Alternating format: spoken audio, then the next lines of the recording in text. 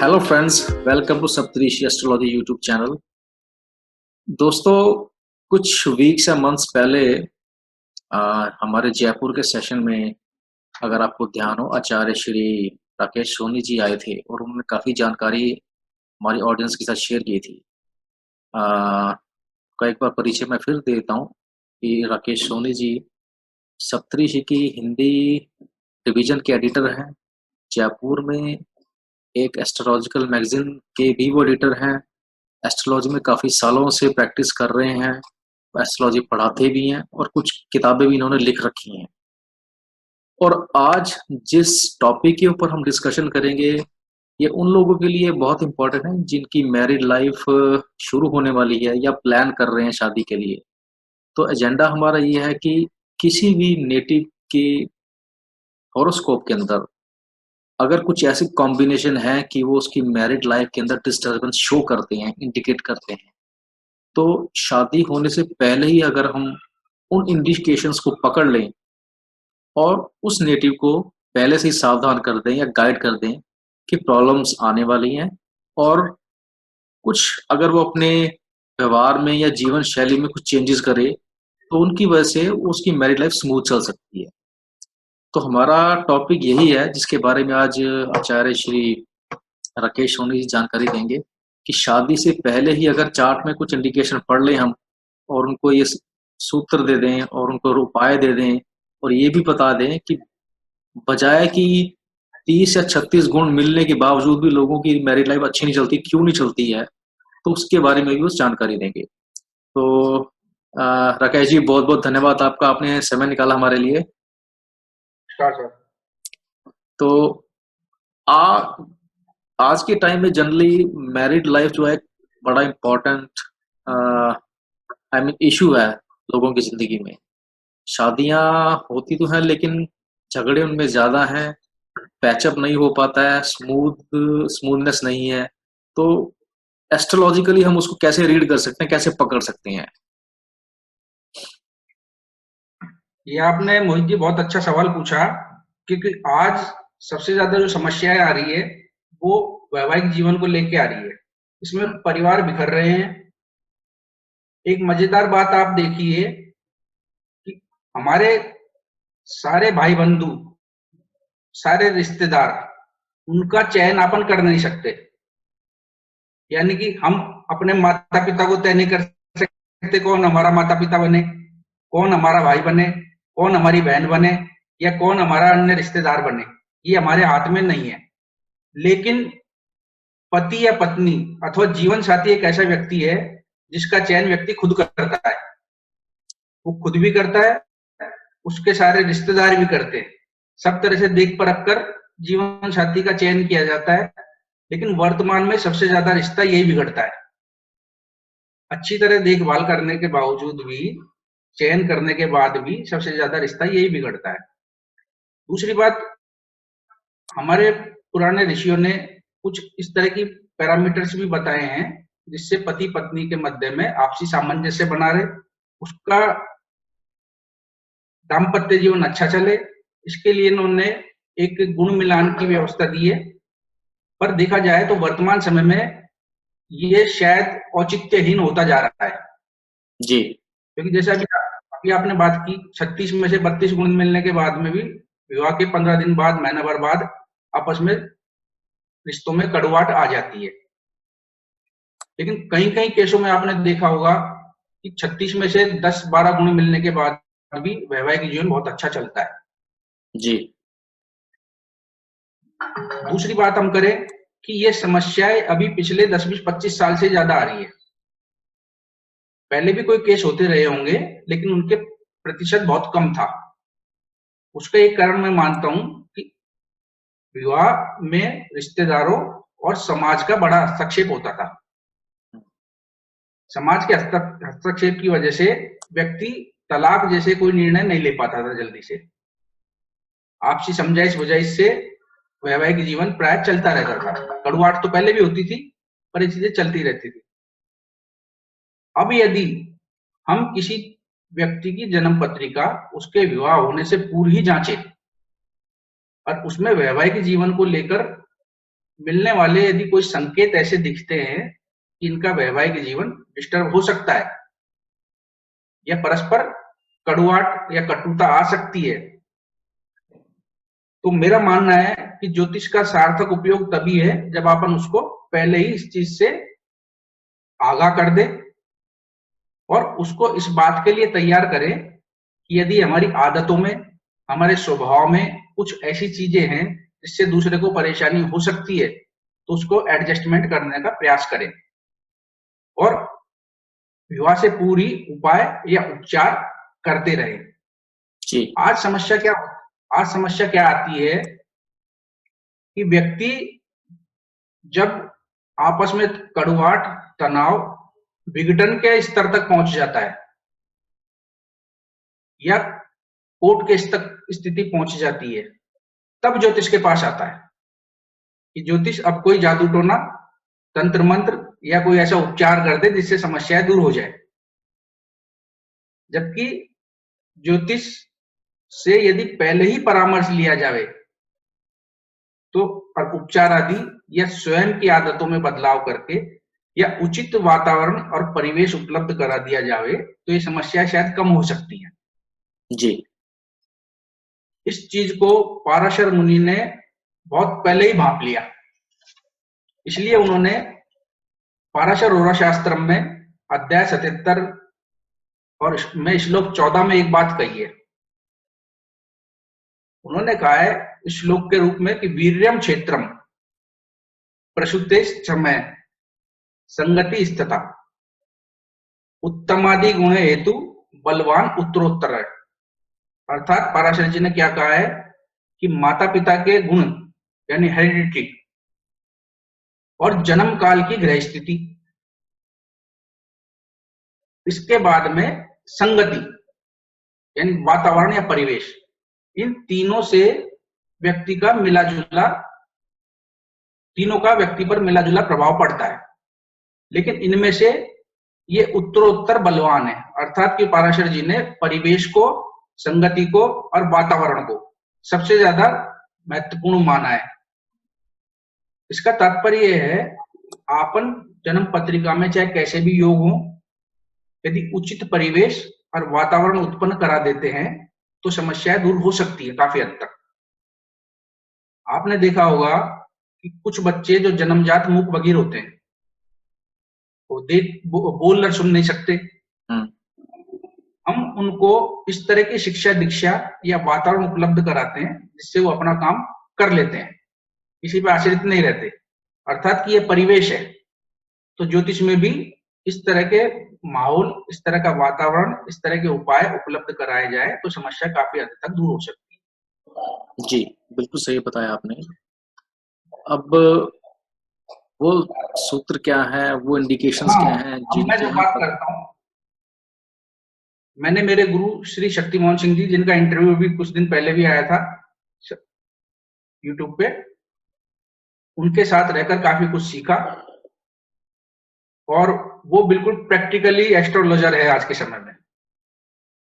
वो किसी भी बात को तब तक नहीं मानते कि जब तक उन सूत्रों को 10, 20, 50 कुंडलियों पर नहीं देखा जाए।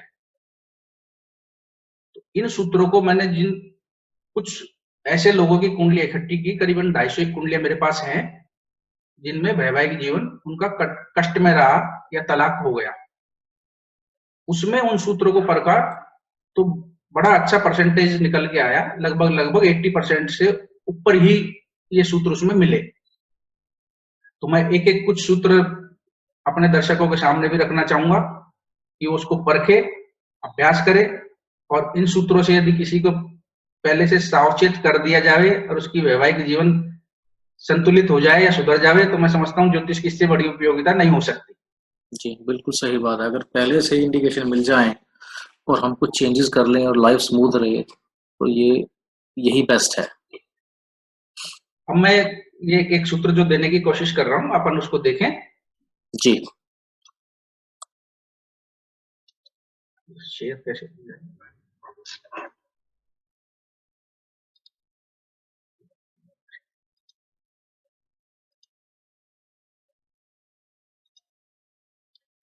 हाँ, दिख रहा है मोहित जी आपको? जी, नजर आ रहा है। फर्स्ट वाली। हाँ, एक पहला सूत्र जो बराबर देखने में आ रहा है, उसमें हम देखेंगे कि जन्म लग्न का जो बादकेश ग्रह होता है, वो यदि एकादश भाव भावेश से भी संबंध करे, साथ ही साथ सप्तम सप्तमेश से भी संबंध कर ले, तो या तो व्यक्ति का विवाह नहीं होता, और विवाह हो भी गया तो विवाह में से सुख गायब हो जाता है। जी। हम सब जानते हैं बादकेश ग्रह क्या होते हैं, कि द्विस्वभाव लग्न में सप्तम भाव का मालिक, और स्थिर लग्न में नवम भाव का मालिक, और चर लग्न में एकादश भाव का मालिक बादकेश कहा गया है। तो बादकेश ग्रह का एकादश भाव भावेश और सप्तम भाव भावेश यदि संबंध हो जाता है, तो वैवाहिक जीवन में बड़ी कटुता आने की संभावना बढ़ जाती है। जी। इस सूत्र को मैंने एक कुंडली पे जांच करने की कोशिश की। ये एक प्रसिद्ध अभिनेत्री रही है अपने समय की। इसके हाँ, इसके इस कुंडली के अनुसार हम देखेंगे तो यहाँ इस कुंडली का जो बादकेश है वो है बुध। बुध का संबंध सप्तम भाव से हो गया। बुध बादकेश होकर सप्तमेश भी है और एकादश भाव में बैठे हुए हैं। तो यहाँ ये नियम बिल्कुल फिट बैठता है। जी। इस अभिनेत्री के शायद 3 विवाह हो चुके हैं, तीनों ही असफल रहे हैं। इसी तरह हम अगले सूत्र की बात करें तो आप देखेंगे कि जिन लोगों का वैवाहिक जीवन कटुतापूर्ण है या तलाक जैसी संभावनाएं आ गई है, उनमें पति पत्नी दोनों की कुंडली में या पति या पत्नी किसी एक की कुंडली में मानसिक तनाव या मनोरोग उत्पन्न करने वाले योग रहते हैं। मनोरोग के बारे में जो परिभाषा दी गई है वो दी है कि चंद्रमा यदि शनि राहु केतु से किसी भी प्रकार से संबंध बना ले तो उस व्यक्ति को मानसिक रोग होने की संभावनाएं बढ़ जाती है। ज्योतिष के प्राचीन शास्त्रों में इसे प्रेत दोष कहा गया है, लेकिन वर्तमान चिकित्सा शास्त्र के अनुसार ये मनोरोग कहा गया है। तो आप इस चीज को भी चेक कर सकते हैं कि दोनों की कुंडली में से या तो दोनों के या किसी एक के ये मनोरोग का योग पाया गया है, जिनकी वैवाहिक जीवन कष्ट में रहा है। जी। इसी प्रकार एक अगला सूत्र देखेंगे हम। उसमें यह है कि सप्तमेश भाव या त्रिकोशों से संबंध कर ले, खासकर सप्तमेश जब 12 भाव में चले जाते हैं तो भी वैवाहिक जीवन में कष्ट या तनाव आने की संभावना बढ़ जाती है। एक अन्य सूत्र इस प्रकार है, जिसको प्राय अधिकांश लोग प्रेम विवाह का योग भी बोल देते हैं, कि सप्तमेश और पंचमेश का परस्पर जो संबंध जुड़ता है। पर पाराशर और शास्त्र में ऐसा लिखा है कि सप्तमेश यदि पंचम में हो और पंचमेश सप्तम में हो, या दोनों का परस्पर स्थान परिवर्तन हो जाए, तो ऐसे व्यक्ति को अपने विवाह अथवा संतान संबंधित सुखों की चिंता होती है। जी। तो वैवाहिक जीवन में चिंता परेशानी होने पर अधिकांश कुंडलियों में ये योग पाया गया है कि पंचमेश या तो सप्तम में बैठे हुए या सप्तमेश पंचम में बैठे हुए या दोनों का परस्पर एक्सचेंज है। फिर एक अन्य योग ये देखने में आया कि द्वितीय भाव में या सप्तम भाव में कोई वक्री ग्रह बैठ जाए, अथवा इनके स्वामी खुद वक्री हो जावे, तो विवाह होने में बड़ी भारी बाधा आती है, और विवाह हो गया तो वैवाहिक सुखों में भी अवरोध आने की संभावनाएं बढ़ जाती है। वक्री ग्रह के बारे में कहा गया है कि वक्री ग्रह एक घटना को एक से ज्यादा बार देने की कोशिश करता है, ऐसा बराबर देखने में आ रहा है। जो भी भावेश है वो वक्री हो रहा है तो उस भाव से संबंधित घटनाओं की पुनरावृत्ति देता है। तो यानी कि अगर 7th लॉर्ड वक्री है तो आपने बोला कि 2 बार करने की कोशिश करेगा तो दोबारा मैरिज की चांसेस। हाँ बिल्कुल, दोबारा मैरिज के चांसेस हो जाते हैं। ऐसा एक योग भी पाया पाया जाता है, योग का उल्लेख भी है कि सप्तमेश यदि द्विस्वभाव राशि में हो D1 में, और नवमांश में भी यदि द्विस्वभाव राशि में चला जाता है तब भी एक से अधिक विवाह होने की संभावना बढ़ जाती है। इसी प्रकार सप्तम भाव का स्वामी या सप्तम भाव में बैठा हुआ ग्रह यदि वक्री है तो वो भी विवाह जैसी घटना को एक से अधिक बार देने का प्रयास करता है। जी। यहाँ हम बात करेंगे कि एक अन्य योग जो पाया गया है वो है शनि मंगल यदि परस्पर समसप्तक होते हैं, यानी एक दूसरे से सातवें घर में बैठते हो, या दोनों साथ बैठे, या दोनों परस्पर द्विद्वादश हो, यानी कि शनि के आगे मंगल हो या मंगल के आगे शनि हो, तब भी वैवाहिक जीवन में कटुता बराबर देखने में आ रही है। यहाँ पर एक प्रश्न है कि आपने बोला शनि मंगल आमने सामने, वो चार्ट में कहीं भी वो चलेगा? हाँ, वो चार्ट में कहीं भी हो चलेगा। जैसे शनि चतुर्थ में है, मंगल दशम में है, या शनि द्वितीय में है, मंगल अष्टम में है, तो आपस में एक दूसरे से समसप्तक हो जाएंगे ये। या फिर दोनों की कंजंक्शन भी कहीं भी हो चार्ट के अंदर। हाँ, दोनों साथ बैठे हो तब भी कोई ना कोई दिक्कतें आरंभ हो जाएगी। पर इस योग में सबसे ज्यादा परेशानी जो बराबर देखने में आ रही है वो है कि दोनों का एक दूसरे से द्विद्वादश बैठना। अच्छा, और ये जो सूत्र है ये लड़की के चार्ट के लिए है या लड़के के चार्ट के लिए है? नहीं, ये दोनों के चार्ट के लिए है। दोनों के लिए? दोनों के चार्ट के लिए है ना। जी। अब एक अन्य सूत्र और बराबर देखने में आ रहा है वो है कि शनि यदि सूर्य से या चंद्रमा से या शुक्र से किसी भी प्रकार का दृष्टि युति संबंध बना लेते हैं तब भी वैवाहिक सुखों में या वैवाहिक जीवन में कुछ न कुछ विघ्न बाधाएं आ जाती है। तो इसमें सूर्य और चंद्रमा से जो एस्पेक्ट या दृष्टि संबंध बता रहे हैं वो तो तभी होगा जो आमने सामने होंगे। हाँ, शनि आमने सामने होंगे, जैसे शनि जिस जगह बैठे हुए हैं उससे तीसरे घर में बैठे हों ये। अच्छा। या सातवें में बैठे हों या दशम में बैठे हों। ठीक है, मतलब शनि को उनको देखना जरूरी है। हाँ, शनि का देखना जरूरी है, या दोनों साथ बैठे। जी। आप देखेंगे कि जिन लोगों की पत्री में शनि का संबंध विशेषकर चंद्रमा से हो जाता है तो उनका कम से कम पहला विवाह या सगाई संबंध तो प्राय अधूरा रहता है। अधूरे का तात्पर्य सगाई संबंध होकर छूट जावे या विवाह की बात लास्ट तक पहुंचते पहुंचते अचानक टूट जावे। और लड़कियों के मामले में अनेक घर देखने पड़ते हैं, अनेक घरवर, जो पुरानी भाषा अपन भाषा में बोलते हैं देशी में, कि अनेक घरवर देखने पड़ेंगे जब जाके विवाह होगा। जी। ज्योतिष की कृष्णामूर्ति पद्धति में तो शनि चंद्रमा के संबंध को पुनर्भु योग भी कहा गया है। जी। बताता है भाई एक से अधिक विवाह हो, तो ये योग भी अपन को बराबर देखने में मिला हुआ है। जी। और ये योग जो है सारे बेसिकली D1 में देखने हमें। ये D1 में ही अपना काम हो जाएगा इसमें, और D9 में भी देखते हैं तो अपनी श्योरिटी बढ़ जाती है।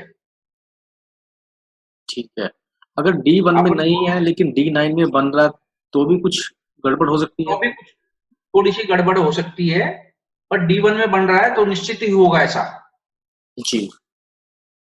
क्योंकि अपन क्या भी वर्ग कुंडलियों में नहीं गए। जी। ये बिल्कुल इसको कहते हैं ना कि एक एकदम से कुंडली देखा और अपन ने समझ में आ गया क्या स्थिति है, तो ये चीजें अपन को D1 में संकेत दे देती है।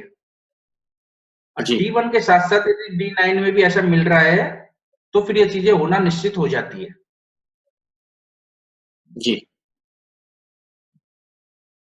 अब इसी प्रकार हम देखेंगे कि शुक्र जहां स्थित है वहां से या सप्तमेश से शुक्र से या सप्तमेश से केतु का संबंध हो जाए, या इन दोनों से त्रिकोण में कहीं भी केतु हो, तब भी वैवाहिक जीवन में कष्ट आते हैं।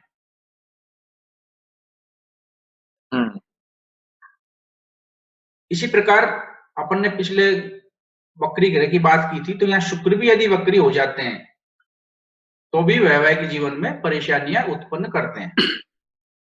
जी। क्योंकि शुक्र वैवाहिक सुख के कारक माने गए हैं, तो वक्री का प्रभाव भी बराबर देखने में आ रहा है। एक और महत्वपूर्ण सूत्र जिसकी मैं चर्चा करना चाहूंगा वो इस प्रकार है, इसको प्राय अधिकांश ज्योतिषी नहीं देख पाते या नहीं देखते हैं, वो है गुलिक। गुलिक को शनि का पुत्र कहा गया है। गुलिक के बारे में हम कभी आगे चर्चा करेंगे दोबारा, क्योंकि गुलिक के बारे में कुछ मतभेद हैं। कुछ लोग गुलिक को मानदी मानते हैं, कुछ लोग गुलिक और मानदी दोनों को अलग अलग मानते हैं, पर ऐसा देखने में आ रहा है कि गुलिक काफी महत्वपूर्ण भूमिका निभाता है। जी। अब यदि गुलिक या उसके स्वामी का संबंध सप्तम भाव भावेश से हो जाए तो दाम्पत्य जीवन में कलह और विघटन की संभावना कई गुना बढ़ा देता है।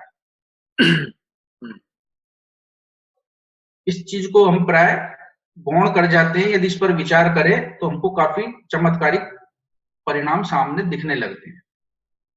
जी।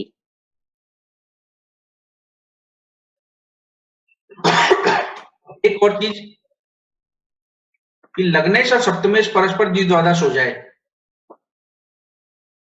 या षडाष्टक हो जाए तो वैवाहिक जीवन में आपसी कलह विघटन की संभावना बढ़ जाती है। जी। वैसे भी पढ़ते आए हैं, सुनते आए हैं कि लग्नेश का विरोधी सप्तम भाव है, लग्न का विरोधी सप्तम भाव है।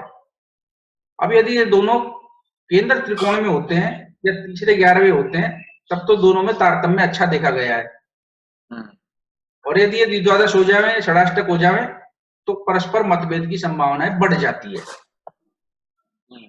लगभग ऐसा ही सूत्र जेमिनी में भी मिलता है, पर वो थोड़ा सा अलग है। लग्न से सप्तमेश का अपन जहां बात कर रहे हैं, जेमिनी में वो पद लग्न का स्वामी और सप्तम पद का स्वामी, वो स्थिति की बात की है उन्होंने। यानी पद लग्न का स्वामी और सप्तम पद का स्वामी यदि परस्पर केंद्र त्रिकोण में होता है या तीसरे 11वें होता है तो वैवाहिक जीवन अच्छा रहता है, और यदि वो षडाष्टक में हो या द्विद्वादश में हो तो वैवाहिक जीवन कष्ट में होता है। जेमिनी में पद से बात की है जी। यहाँ हम लग्नेश और सप्तमेश की बात कर रहे हैं। जी। अब इन सूत्रों को मैं कुछ कुंडलियों पे आपको दिखाना चाहता हूं। अपन देखें कि एक फीमेल की कुंडली है जिसका जन्म 12 नवंबर 1979 को 10:55 पर हुआ। इसका विवाह 2 नवंबर 2006 को हुआ और 17 दिसंबर 2006 को आपसी सहमति से तलाक हो गया। जी। यानी एक महीने में ही वैवाहिक जीवन टूट गया। हम यहाँ इस कुंडली में देखे, अपन ने जो अब तक सूत्र देखे हैं उसमें सबसे पहले देखेंगे अपन कि यहाँ सप्तमेश बुध बनते हैं जो त्रिक भाव में द्वादश भाव में स्थित है, तो हमारा सूत्र एक यहाँ मिला। दूसरा हम देखे सप्तमेश बुध है वो वक्री है, ये सूत्र भी हमारा मिला। शनि दशम भाव में है और मंगल एकादश भाव में है, सॉरी क्षमा करें, शनि दशम भाव में है और मंगल नवम भाव में है, तो शनि मंगल में परस्पर द्विद्वादश स्थिति है। अब शनि की तीसरी दृष्टि शुक्र पर भी है, तो जैसा आपने सूत्र में कहा था शनि का संबंध सूर्य से, चंद्रमा से या शुक्र से हो जाए, और केतु की सप्तम भाव पर दृष्टि है और सप्तम से त्रिकोण में बैठे हुए हैं। तो हमारे इस कुंडली में 4-5 सूत्र इस कुंडली में मिलते हैं जो दर्शाते हैं कि वैवाहिक जीवन में इसमें कुछ न कुछ कष्ट आना संभव है, और वास्तव में विवाह के 1 महीने में इस जातिका का तलाक भी हो गया। जी।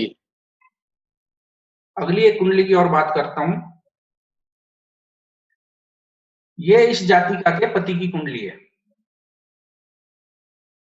यहां भी हम देखें कि क्या ये सूत्र मिलते हैं। इस जातिका के सप्तमेश बुध, इस जातक के सप्तमेश बुध त्रिक भाव द्वादश में स्थित है। तो यहाँ भी सप्तमेश त्रिक भाव में बैठे हुए हैं। सप्तमेश बुध खुद वक्री है और सप्तम भाव में भी वक्री ग्रह बैठे हुए हैं शनि।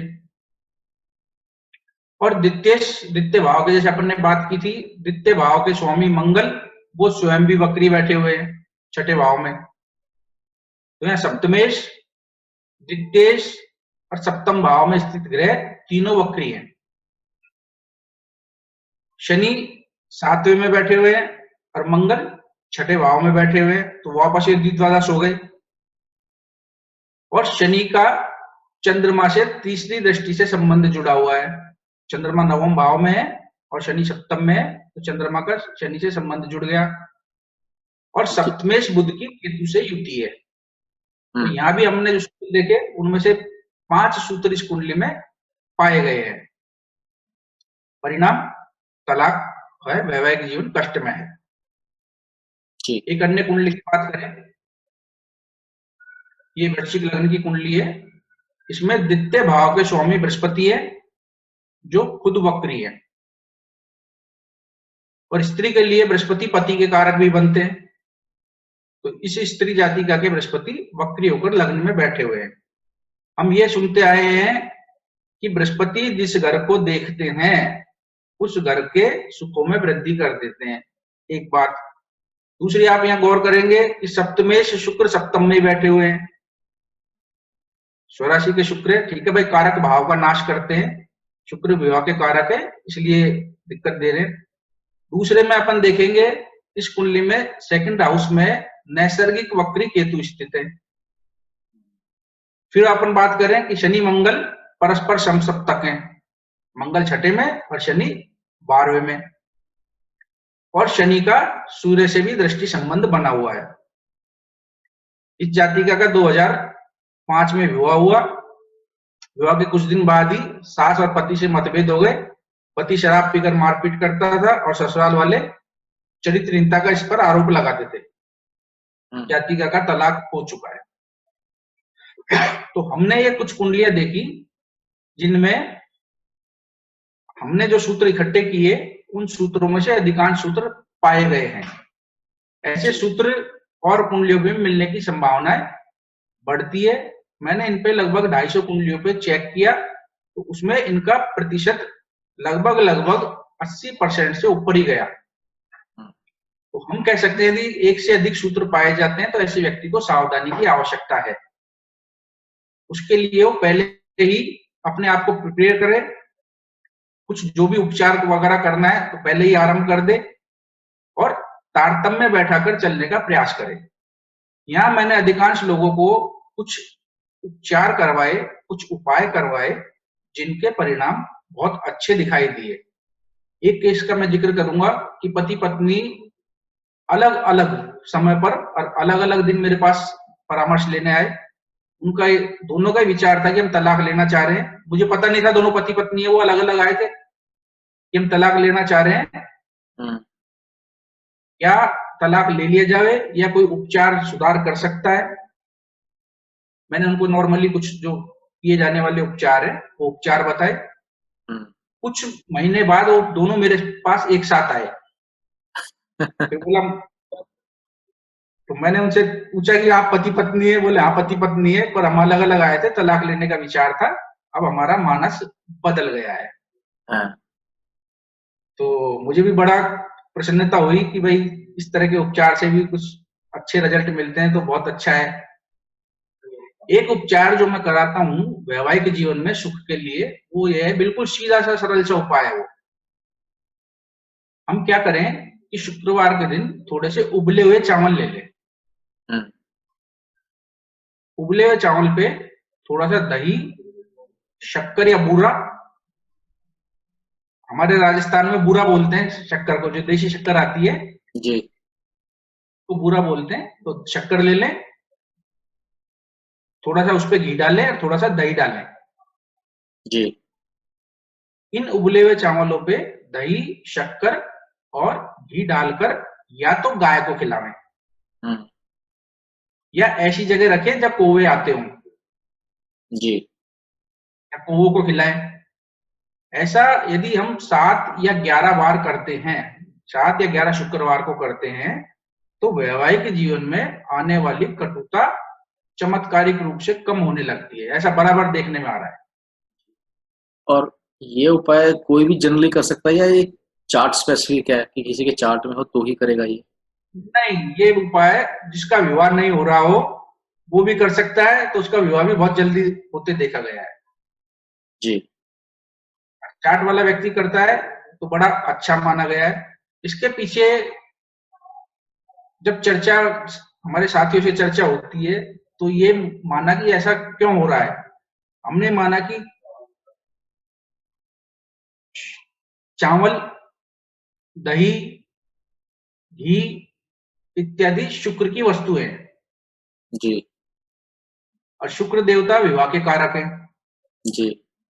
वैवाहिक सुख के कारक है। तो ये गाय को खिलाने से या कौवे को खिलाने से शुक्र देव प्रसन्न होते हैं और हमारी समस्याएं दूर कर देते हैं। शायद इसके पीछे ये कारण होगा। जी। लेकिन यहाँ एक बात ध्यान रखने की आवश्यकता है कि गाय को खिलाते हैं तो गाय देशी होनी चाहिए, जी। क्योंकि ये जर्सी गाय या हॉलिस्टीन गाय या विदेशी गायें, मैं समझता हूँ इनमें इतना प्रभाव नहीं आ पाता जितना हमारी देशी गाय में आता है।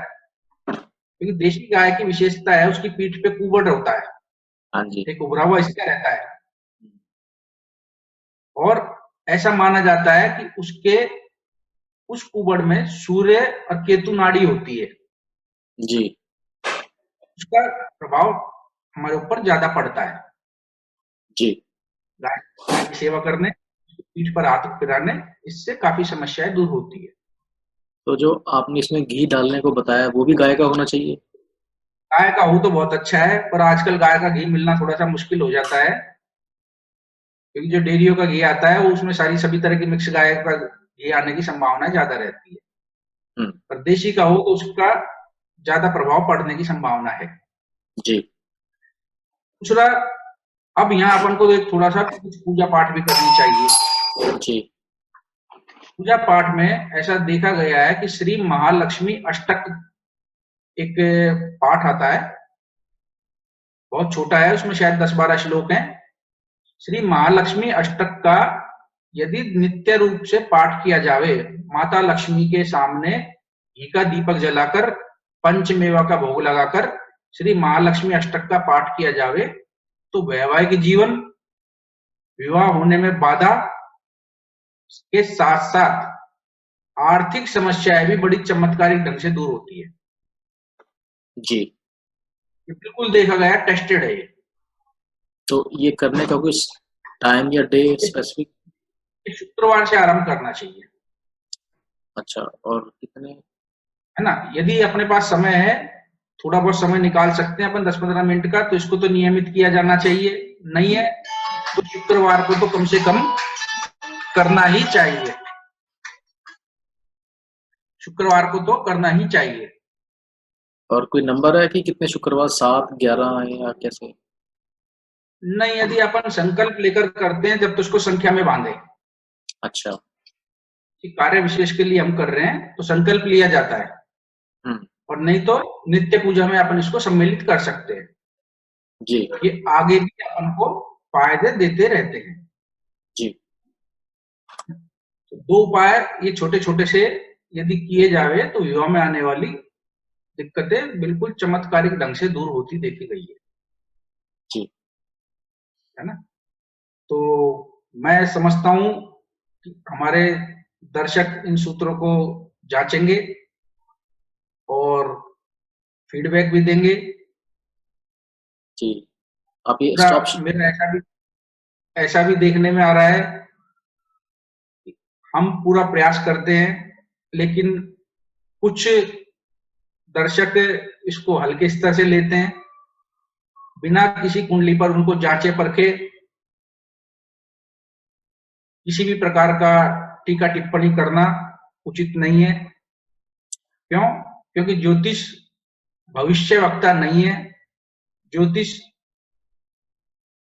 का आविष्कार या ज्योतिष की गणनाएं ऋषियों ने इस उद्देश्य को ध्यान में रखकर किए कि व्यक्ति की समस्याएं यथासंभव कम से कम रहे, परेशानियां उसकी दूर हो। सभी ऋषियों ने इसके लिए अपने अपने स्तर पर प्रयास किए हैं। तो हम इन सूत्रों को देखें, यदि एक भी परिवार बचाया जा सकता है तो मैं समझता हूं कि ज्योतिष की इससे बड़ी उपलब्धि शायद नहीं होगी। जी बिल्कुल ठीक बात है। और दूसरा, जैसे आपने बताया कि 80% केसेस के अंदर ये फिट बैठते हैं, और अगर किसी एक बिल्कुल या फिट दो बैठते हैं। वो चार्ट में नहीं भी हो रहा तो 20% की कैटेगरी में ही होगा, तो हमें इसे इग्नोर कर देना हाँ, चाहिए। बिल्कुल बिल्कुल, है ना, हाँ। क्योंकि 100% तो कोई भी संभव नहीं है। जी जी। यदि मैं बार बार, क्योंकि जब पढ़ाता हूं तो हमारे विद्यार्थी भी इस तरह के सवाल करते हैं कि ये 100% क्यों नहीं होता। हम्म। क्योंकि ज्योतिष में हम मानते हैं कि हमारे सारे के सारे ये सब पूर्व जन्मों के कर्मों का परिणाम है, और पता नहीं किस जन्म का फल हमको किस जन्म में मिले। जी, आप इस टॉप शेयर कर देंगे जरा एक बार, अगर स्लाइड्स खत्म हो गई हैं तो। हाँ, हाँ जी, बोलिए प्लीज। क्योंकि ये हमारे जन्म जन्मांतर के फलों का परिणाम, जन्म जन्मांतर के कर्मों का फल हमारे सामने आता है, और कोई भी विधा अपने आप में परिपूर्ण नहीं है। सभी विद्वानों ने, सभी ऋषियों ने अपने अपने स्तर पर समस्याओं को कम करने हेतु नई नई विधियों की खोज की है। यदि हम मानते कि ज्योतिष ही 100% सत्य है, तो सबसे पहले भृगु ऋषि जी आए, जिन्होंने भृगु संहिता लिखी। भृगु संहिता में सारी बातें 100% होती तो फिर पाराशर जी को आने की आवश्यकता कहां थी। पाराशर जी 100% लिखते तो फिर कृष्णामूर्ति जी को आने की आवश्यकता कहां थी, या इसी प्रकार नाड़ी ज्योतिष को आने की आवश्यकता कहां थी। जी। ये सारे के सारे शास्त्र समय काल के अनुसार, परिस्थितियों के अनुसार इनका फलित बदल जाता है। यदि हम समय काल को और परिस्थिति को ध्यान में रख के फलित नहीं करते हैं तो हमारा फलित भी प्राय गलत हो जाता है। क्योंकि ऋषियों ने जो लिखा, उन्होंने उस समय की परिस्थिति और उस समय के काल को ध्यान में रखकर लिखा। वो चीजें आज बदल गई हैं। अब कई बार मेरे सामने भी ऐसे प्रश्न करते हैं कि किसी व्यक्ति की कुंडली में उच्चाधिकारी बनने का योग है। शास्त्रों में राजा लिखा है, और आज के समय में हम आईएएस आईपीएस भी बोल देते हैं। ठीक है, जन्मपत्री में उसमें लिखा हुआ है, लेकिन यदि उस व्यक्ति ने परिस्थिति के अनुसार, काल के अनुसार या वातावरण के अनुसार प्रयास नहीं किया, या उसकी योग्यता अर्जित नहीं की, तो वो आईपीएस तो कम से कम भारत में नहीं बन पाएगा, आईएएस या आईपीएस। क्योंकि उसकी पहली योग्यता ये, कम से कम वो ग्रेजुएशन हो। उसने यदि ग्रेजुएशन किया होगा तो ही वो आईएएस बन सकता है। अन्यथा हम कहेंगे ज्योतिष में तो ऐसा लिखा हुआ था, इसके साथ क्यों नहीं हो रहा। तो हमारे ऋषियों ने स्पष्ट शब्दों में इस पर लिख दिया, ये सारी चीजें देश काल परिस्थिति के अनुसार घटित होंगी। तो जन्म पत्रिका में भी यदि इस प्रकार वैवाहिक जीवन को बिगाड़ने वाले योग उपलब्ध हैं तो हम अपने आप को तैयार रखें, सावचेत करें, ऐसी परिस्थितियां नहीं आए उसके लिए हम अपनी योग्यता बढ़ावें। यदि बाई चांस कभी किसी बच्चियों के साथ में ऐसी दिक्कतें हो जाती है तो, और ज्योतिष में ये चीजें पहले पता लग जाती है, तो उनके अभिभावकों को चाहिए कि उसकी शिक्षा, उसको कोई स्किल सिखाकर कम से कम इतना कर दे कि कभी भविष्य में दिक्कत आए तो अपने पैरों पर खड़ी हो सके। तो हमारे ज्योतिष का सार और उद्देश्य यही होना चाहिए, मेरा ऐसा मानना है। जी बिल्कुल ठीक बात कही आपने। लेकिन पहले से ही हम प्रिपेयर्ड रहें उस सिचुएशन को फेस करने के लिए, या अपने आप को थोड़ा मजबूत कर लें बेस्ड ऑन प्रेडिक्शंस ये या ये कैलकुलेशंस हैं, तो लाइफ थोड़ी कम कष्टकारी हो सकती है अगर ज्यादा ना हो तो। बिल्कुल। दूसरी एक बात मैं और यहाँ कहना चाहूंगा, क्योंकि ऐसा देखा गया है कि अधिकांश लोगों में मांगलिक योग को लेकर काफी भ्रम पैदा है। क्योंकि कोई भी व्यक्ति के घर में संतान उत्पन्न होती है तो या तो उसी दिन या दूसरे दिन वो ज्योतिष के पास आता है। उसका पहला प्रश्न यही होता है, ये सारी चीजें गौण है कि इसका स्वास्थ्य कैसा रहेगा, क्या रहेगा। बच्चे के लिए स्वास्थ्य ज्यादा महत्वपूर्ण है। उसका पहला प्रयास ये रहता है कि ये देखना मांगलिक तो नहीं है। इस चीज को अपन देखा होगा, अधिकांश ज्योतिषियों को लगभग मैं समझता हूँ 70 से 80% ज्योतिषियों को ऐसे प्रश्नों का सामना करना पड़ता है, जबकि बच्चे का जन्मते बच्चे का स्वास्थ्य ही सबसे महत्वपूर्ण है। उस समय तो क्या स्थिति रहेगी। मांगलिक योग को लेकर काफी भ्रांतियां फैला दी गई है। दूसरी भ्रांतियां इस तरह की फैलाई है कि वो कहते हैं कि जिस घर में मंगल है उस घर में यदि दूसरा पाप ग्रह दूसरे की कुंडली में आ जावे, यानी लड़के की कुंडली में मंगल जिस घर में मांगलिक योग की सृष्टि कर रहे हैं और लड़की की कुंडली में कोई अन्य पाप ग्रह आ जावे तो मांगलिक योग खत्म हो जाता है। ये एक परंपरा चली हुई है, जबकि मैं इस विचारधारा से थोड़ा सा सहमत नहीं हूं, क्योंकि पारश और होरा शास्त्र में या अन्य शास्त्रों में ऋषियों ने ग्रहों के कारकत्व और स्वभाव बताए हैं, उनके तत्व बताए, एनर्जी लेवल बताया है। अब यदि किसी के मंगल सपोज करो कि चौथे घर में बैठे हुए हैं, तो मंगल तो अग्नि तत्व ग्रह, और किसी दूसरे के वहां शनि आकर बैठ जाते हैं तो वो मांगलिक योग का शमन कैसे कर देंगे, क्योंकि शनि है धीमी गति के ग्रह, ठंडी प्रकृति के ग्रह, मंगल है उत्साह के ग्रह, एनर्जी के ग्रह, आवेश के ग्रह, और शनि का व्यवहार और मंगल का व्यवहार दोनों के अंतर है। तो इस पर भी काम किया जाना चाहिए, इस पर भी विचार किया जाना चाहिए, क्योंकि मेरे पास ऐसे बहुत से लोगों की कुंडलियां है जिनके विवाह परस्पर शनि मंगल को लेकर मांगलिक योग कैंसिल कर दिए गए, लेकिन आपस में उनमें तनाव बराबर रहता है। यहाँ मैं मांगलिक योग को ये मानता हूं कि मांगलिक, जिससे अपन को मांगलिक कहा गया है कि जिन भावों से मांगलिक बन रहा है उस व्यक्ति में एनर्जी लेवल थोड़ा सा ज्यादा होता है। ऐसा व्यक्ति किसी भी समस्या को फेस करने की हिम्मत रखता है, उसकी एनर्जी थोड़ी सी ज्यादा होती है। शायद इसी कारण पुराने समय में मांगलिक लड़कियों को अवॉइड किया जाता होगा लड़कों के लिए। क्यों? क्योंकि वो नहीं चाहते कि बड़े बूढ़े या परिवार में लड़की हस्तक्षेप करे, गलत बात को गलत कहे। वो ये चाहते होंगे लड़की, हम हाँ कहें तो वो भी हाँ कहे, हम ना कहें तो वो भी ना कहे, इसलिए लड़का तो मांगलिक चले, लड़की मांगलिक नहीं चले। तो ये भी बड़ी भारी आज के समय में प्रचलन में है। इस पर भी काफी विचार और शोध नए तरीके से किया जाना चाहिए। तो Rakesh ji, thank you so much. आपने इतने सूत्र बताए जिनकी मदद से अगर कोई भी लोग प्लान कर रहे हैं अपनी शादी, अगर उनमें कुछ विचार में कुछ दिक्कतें आ रही हैं, उससे पहले अगर वो थोड़ा कॉशियस हो जाएं, थोड़ा सावधानी बरत लें, तो आई थिंक उनकी मैरिड लाइफ कुछ हद तक तो स्मूथ चल सकती है, अगर दिक्कतों को हम अवॉइड कर सकते हैं। बिल्कुल ठीक है। थैंक यू सो मच, बहुत बहुत धन्यवाद आपका।